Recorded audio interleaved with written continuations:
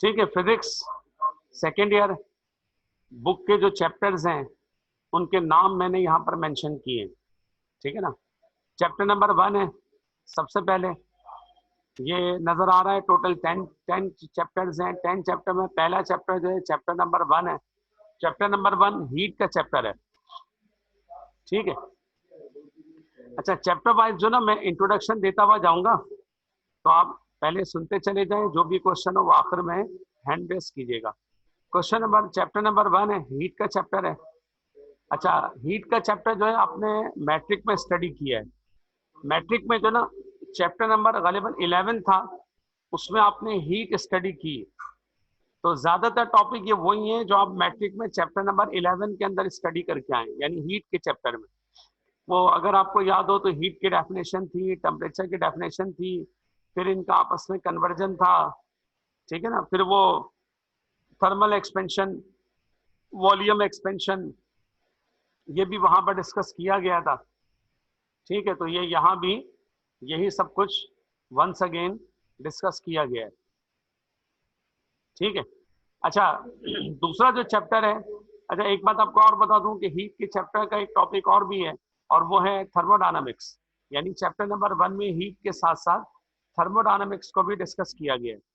Thermodynamics जो ना, ये फर्स्ट ईयर की केमिस्ट्री में चैप्टर नंबर 5 था, उसके अंदर आपने थोड़ा बहुत इंट्रोडक्शन थर्मोडायनामिक्स का पढ़ा है। लेकिन यहाँ पर थोड़ा सा डिटेल में, जैसे वहां पर फर्स्ट लॉ थर्मोडायनामिक्स था, तो यहाँ पर सेकंड लॉ थर्मोडायनामिक्स भी है, ठीक है ना। तो थोड़ा सा मतलब वहां के मुकाबले में थोड़ा सा डिटेल में है, लेकिन फर्स्ट ईयर में आपने इसका इंट्रोडक्शन स्टडी किया है। वैसे तो ये बात सुन रहे हैं कि याद रखें कि जो हमारे पास थर्मोडायनामिक्स है, ये असल में फिजिक्स की ब्रांच है, तो ये एक पूरा डिटेल टॉपिक है। यहाँ भी इतना आप डिटेल में स्टडी नहीं कर सकेंगे। यहाँ भी इन्होंने जो ना first of thermodynamics, second of thermodynamics और उनसे रिलेवेंट जो है कुछ टॉपिक डिस्कस किए हैं। वरना बेसिकली तो ये जो ना एक पूरी ब्रांच है थर्मोडायनामिक्स की। तो हीट के साथ थर्मोडायनामिक्स ये दोनों स्टडी किए गए चैप्टर नंबर 1 में। अच्छा, चैप्टर नंबर 1 जो ना आपकी बुक का एक थोड़ा सा लेंथी टॉपिक है, लेंथी चैप्टर है, ठीक है ना, ये थोड़ा लेंथी चैप्टर है। अच्छा, दूसरा सेकेंडली यहाँ पर स्टडी करवाया जा रहा है चैप्टर नंबर 2। चैप्टर नंबर 2 को सुन लें। चैप्टर नंबर 2 जो है ये इलेक्ट्रॉनिक्स का चैप्टर है, सॉरी इलेक्ट्रोस्टैटिक का चैप्टर है। इलेक्ट्रोस्टैटिक यानी इलेक्ट्रिसिटी। इलेक्ट्रिसिटी भी मैट्रिक में चैप्टर नंबर गालिबन 16 में था। इलेक्ट्रिसिटी को आपने स्टडी किया है। वो अगर आपको याद हो तो पहला वो टॉपिक था उसका कोलम्स लॉ। पहला चैप्टर, पहला टॉपिक था चैप्टर नंबर 16 में। तो चैप्टर 16 में इलेक्ट्रिसिटी मैट्रिक में स्टडी करके आए। तो यहाँ पर, यहाँ भी चैप्टर नंबर 2 इलेक्ट्रिसिटी का चैप्टर है, और इसका जो पहला टॉपिक है वही है जो मैट्रिक में था, यानी कोलम्स लॉ, ठीक है ना। फिर वो छोटी छोटी सी जो ना वो डेफिनेशन थी वो भी यहाँ पर स्टडी करवाई गई है चैप्टर नंबर 2 में। तो बहरहाल ये कि इलेक्ट्रिसिटी का ये चैप्टर, चैप्टर नंबर 2 यहाँ पर डिस्कस किया गया है, ठीक है।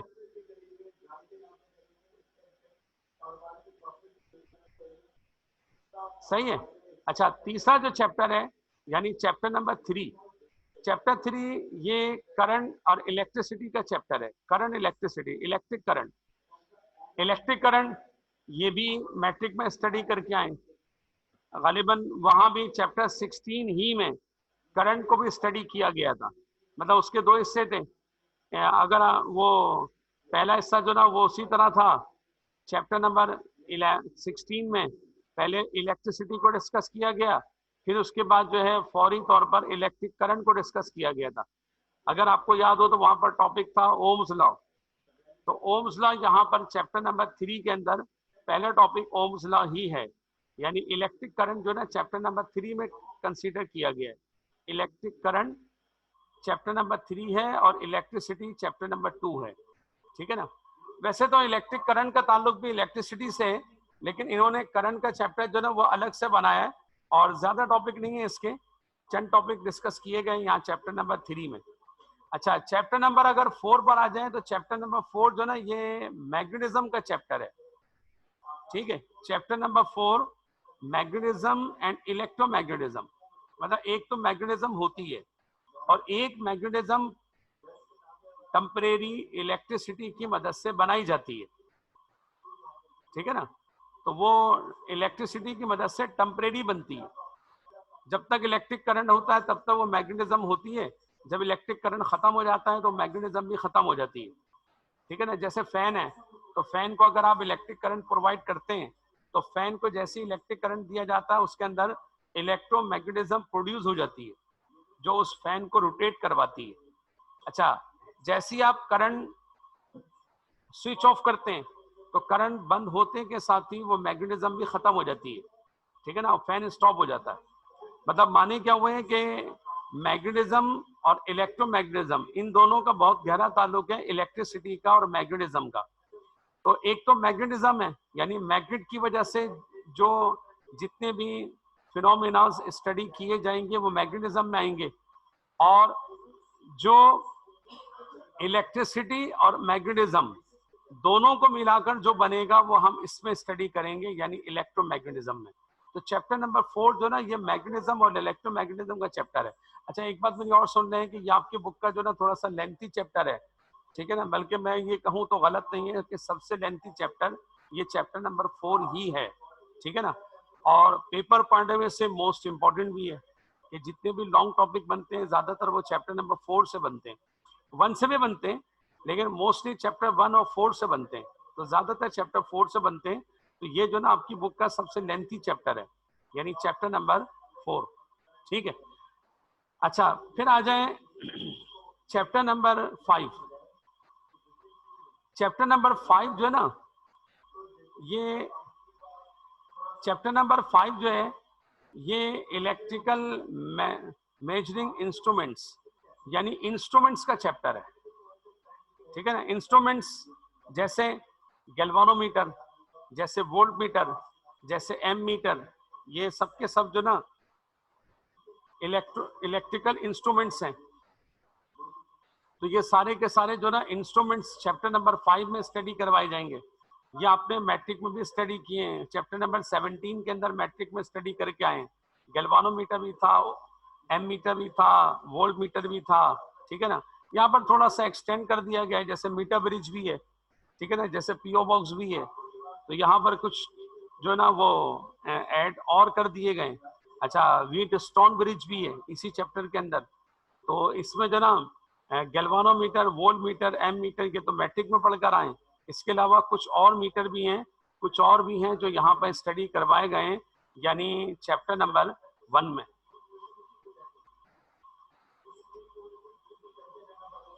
ठीक है भाई, अगर आपको साउंड नहीं आ रहा तो अपने पास चेक करें, कोई प्रॉब्लम होगी आपके पास से। अच्छा अच्छा, इसमें जो ना ये chapter number 6, chapter number 6 electromagnetic waves and electronics, ठीक है ना। Electromagnetic waves and electronics basically electronics का चैप्टर है, ठीक है ना, ये इलेक्ट्रॉनिक्स का चैप्टर है। इस चैप्टर को भी आप स्टडी करके आए मैट्रिक में।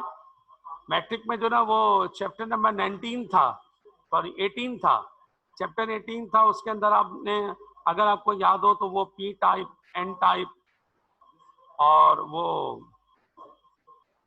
डोपिंग, ठीक है ना, ये सब आपने चैप्टर नंबर 18 में डिस्कस किया था। तो यहाँ पर चैप्टर नंबर 6 में डिस्कस करेंगे, ठीक है ना। इलेक्ट्रॉनिक्स का चैप्टर है चैप्टर नंबर 6।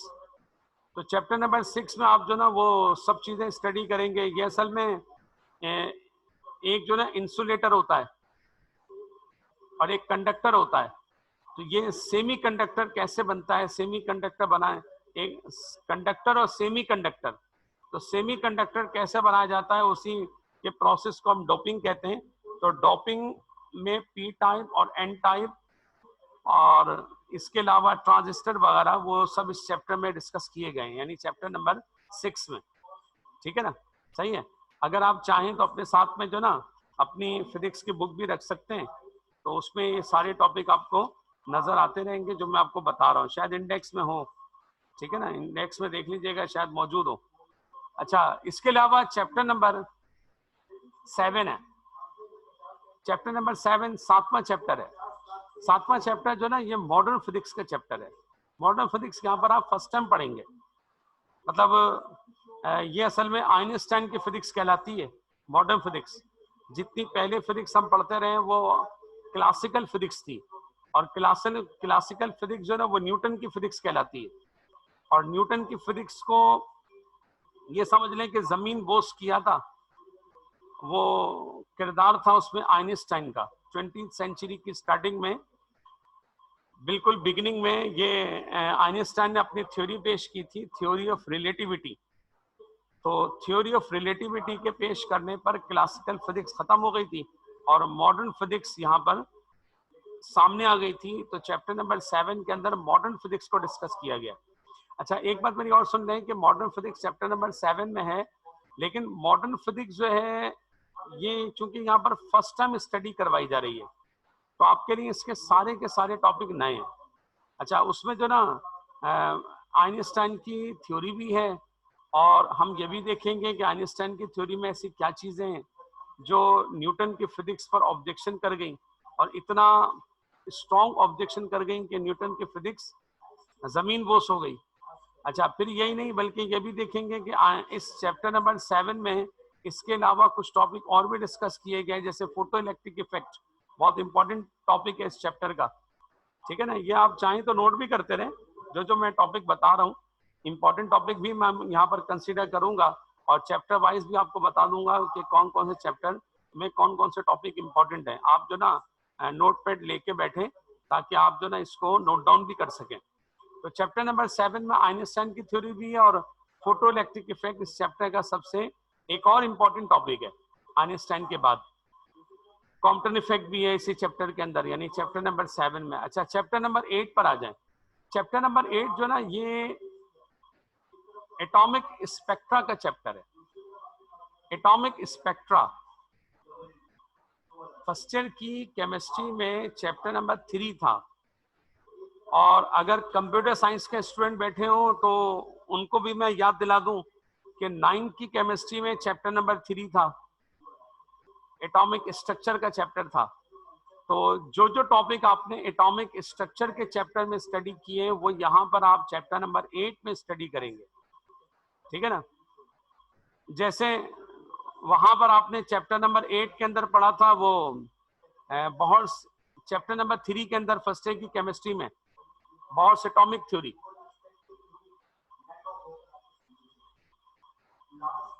बहुत एटॉमिक थ्योरी थी।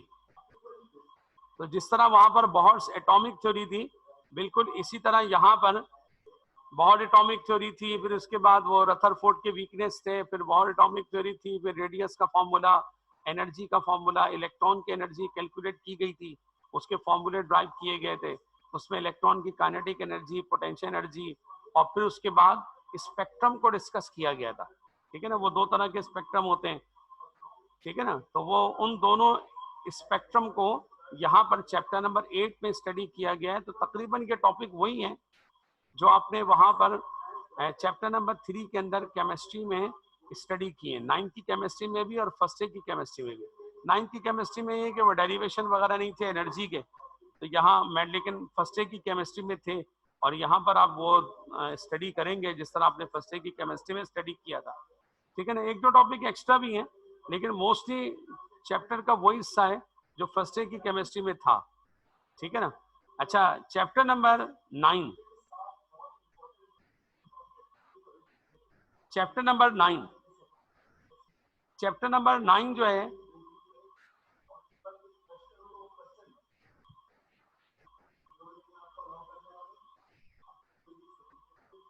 चैप्टर नंबर 9 जो है, ये एटॉमिक न्यूक्लियस का चैप्टर है, जिसे आप कहना चाहिए न्यूक्लियर फिजिक्स।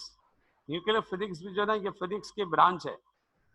तो न्यूक्लियर फिजिक्स जो ना, ये मैट्रिक में चैप्टर नंबर 19 था, आखिरी चैप्टर।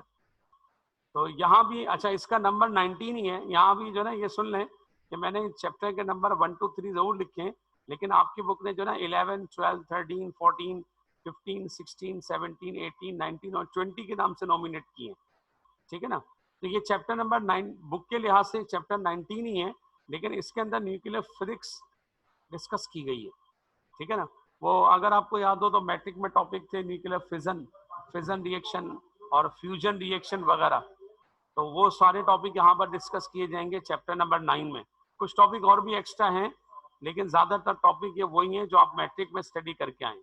यानी चैप्टर नंबर 19 था मैट्रिक की फिजिक्स की बुक में, तो यहाँ ये चैप्टर नंबर 19 ही है जिसे मैंने चैप्टर 9 लिखा है। तो इसके अंदर वो सारे टॉपिक स्टडी करेंगे आप, ठीक है ना। अच्छा, अब आ जाए चैप्टर नंबर 10 यानी लास्ट चैप्टर पर। तो ये लास्ट चैप्टर जो ना बहुत सिंपल और छोटा सा चैप्टर है, इसमें दो तीन टॉपिक ही स्टडी किए करवाए गए। ये न्यूक्लियर रेडिएशंस का टॉपिक है, इसका चैप्टर है, तो इसमें ज्यादा टॉपिक नहीं है, ठीक है ना। अच्छा,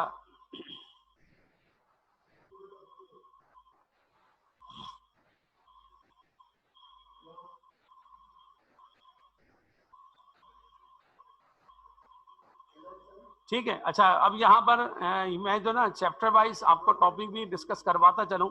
चैप्टर नंबर 1 जो है, मैंने आपसे कहा कि ये एक लेंथी चैप्टर है, चैप्टर नंबर 1 यानी हीट का चैप्टर। इसी तरह चैप्टर नंबर 4 जो ना, ये भी थोड़ा सा क्या, ये तो बहुत ज्यादा लेंथी चैप्टर है, चैप्टर नंबर 4, ठीक है भाई। बीच बीच में आप लोग जो ना चैट ना डालें, मैं पढ़ नहीं पाऊंगा। आप लोग अभी सिर्फ मेरी सुनते रहे, आखिर में हैंड रेस कीजिएगा, जो भी बातें करनी है वो आखिर में कीजिएगा, टाइम खत्म होने वाला है। अच्छा, मैं आपसे ये कह रहा हूँ कि पूरे जो 10 चैप्टर हैं, इन पूरे 10 चैप्टर के अंदर हमारे पास इन 10 चैप्टर में सबसे इंपॉर्टेंट चैप्टर ये चैप्टर नंबर 1 है और चैप्टर नंबर 4 है। अगर आप ये शुरू के 4 चैप्टर कंप्लीट स्टडी कर लें, यानी कोई भी टॉपिक इसका स्किप ना करें, तो आपके पेपर का एक बड़ा हिस्सा इससे कवर हो जाएगा, ठीक है ना। यानी शुरू के 4 चैप्टर से, ठीक है ना। तो शुरू के जो 4 चैप्टर है ना, ये तो मोस्ट इंपॉर्टेंट है। इन चारों चैप्टर से हम पूरी स्टडी कर सकेंगे, मतलब पेपर का बड़ा हिस्सा इन शुरू के 4 चैप्टर से कवर हो जाएगा। अच्छा, एक बात मैं आपको और बता दूं कि सिर्फ चैप्टर नंबर 6 यानी इलेक्ट्रॉनिक्स और चैप्टर नंबर 10 यानी न्यूक्लियर रेडिएशन, इन 2 चैप्टर्स को छोड़कर तकरीबन हर चैप्टर के अंदर न्यूमेरिकल्स हैं। और न्यूमेरिकल जो ना मोस्ट इंपॉर्टेंट है, मोस्ट इंपॉर्टेंट न्यूमेरिकल है। आपने सारे के सारे चैप्टर के न्यूमेरिकल कंसीडर करने, ठीक है ना। अच्छा, ये सारे जितने भी चैप्टर है ना, इन तमाम चैप्टर्स, स्क्रीनशॉट ले लें।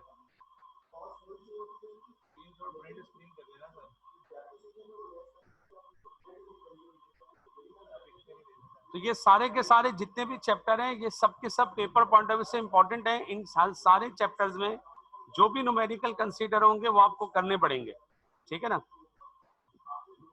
अच्छा, दूसरा ये है कि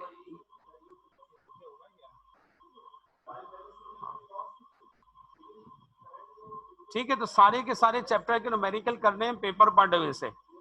अच्छा, दूसरी बात मेरी सुन लें कि अभी जो ना टाइम मीटिंग का खत्म होने वाला है, मैं जो ना 5 मिनट का आप लोगों को गैप दूंगा और 5 मिनट के गैप के बाद फिर ये मीटिंग दोबारा स्टार्ट करेंगे। 5 मिनट में आपने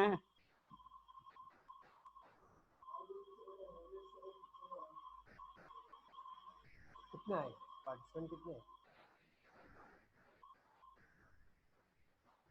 32 है।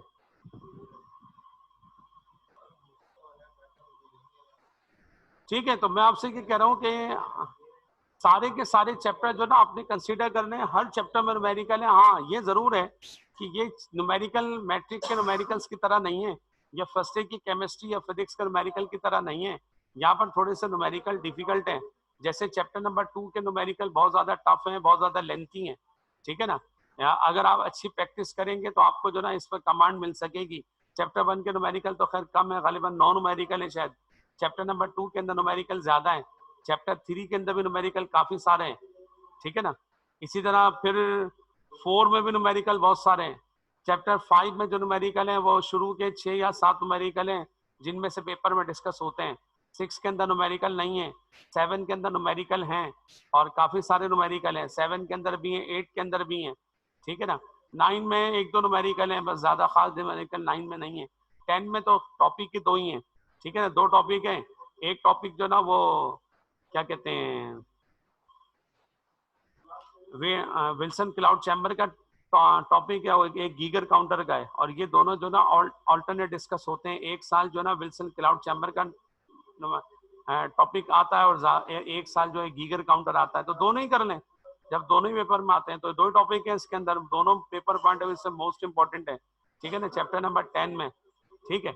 अच्छा, मैंने आपसे कहा है कि शुरू के 4 चैप्टर तो आपको कंप्लीट स्टडी करने हैं विदाउट गैस, किसी की कुछ नहीं सुने कि ये इंपॉर्टेंट है या नहीं है। 4 के 4 चैप्टर आप complete theory plus numerical consider कर लें।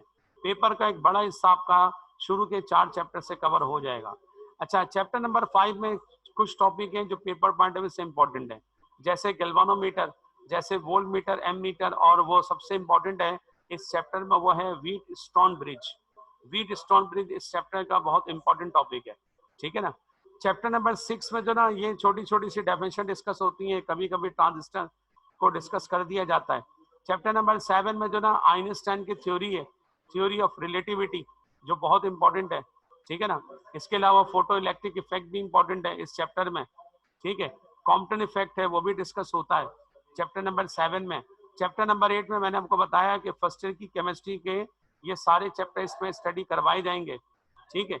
अच्छा, उसमें बोहर्थ की थ्योरी यहाँ भी इम्पोर्टेंट है, वही है जो फर्स्ट ईयर की केमिस्ट्री में थी, यहाँ भी उतनी है, ठीक है। अच्छा, वो जो एनर्जी के और फॉर्मूले हैं जो फर्स्ट ईयर में भी थे, वो यहाँ भी स्टडी करवाए जाएंगे चैप्टर नंबर 8 में। चैप्टर नंबर 9 जो है ये इसके अंदर फिजन फ्यूजन, इनकी डेफिनेशंस हैं, इनके रिएक्शंस हैं, तो ये भी ज़्यादा टॉपिक नहीं है इसके अंदर जो डिस्कस किए जा रहे हैं, ठीक है ना। अच्छा, अभी किसी में, ठीक है ना, तो इस तरह जो ना ये पूरी बुक का मैंने आपको इंट्रोडक्शन दे दिया है।